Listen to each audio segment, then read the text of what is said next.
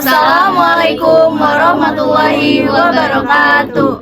Tugas video ini kami buat untuk memenuhi UTS mata kuliah Personal Development dengan tema mengenali diri sendiri.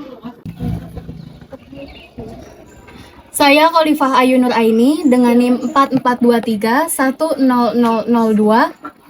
Saya Marsha Aulia Putri dengan NIM 442310209.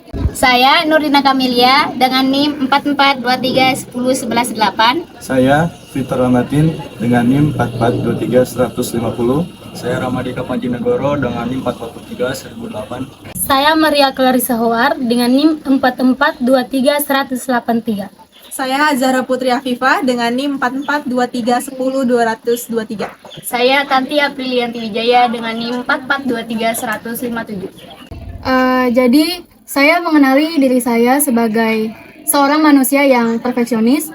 Jadi menurut pandangan saya orang yang seperti itu. Karena misalnya ketika saya mendapat suatu pekerjaan yang harus saya selesaikan, saya jadi harus berpikir, saya harus menyelesaikan pekerjaan ini dengan baik, dengan hati-hati, dan dengan serius. Jadi kadang-kadang muncul pikiran takut, khawatir gitu, udah bener atau belum ya tugasnya, atau harusnya begini, harusnya begitu. Itu selalu muncul lah di kepala saya. Tapi kadang-kadang juga saya rela gitu kan, nggak tidur asalkan tugas atau pekerjaan saya itu terselesaikan dengan baik. Jadi saya orangnya kayak gitu. Wah, mantep tuh. Ada lagi? Mungkin sih kayak ya bagi sebagian orang kan kayak gitu capek ya, lelah, Iya, tapi betul. tapi saya nyaman Karena sih. sifat juga ya, suatu kebiasaan kayak kita gimana. Saya juga sama seperti itu. Kayak contohnya deh, saya kayak kehidupan.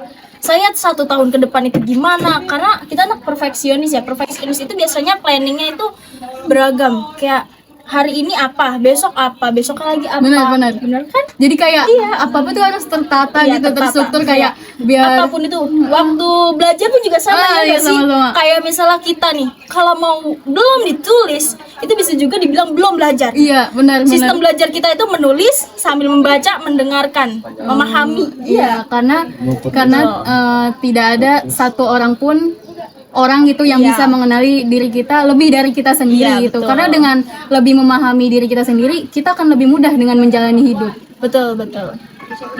Saya mengenali diri saya sendiri sebagai seseorang yang pemalu, dikarenakan ini adalah pertama kali saya berada di lingkungan baru. Oke, jadi di sini saya lebih mengenali diri saya itu sebagai orang yang Islam, sebagai ciptaan dari Tuhan, itu lebih menerima takdir, mengenali diri lebih untuk mengenali takdir gitu.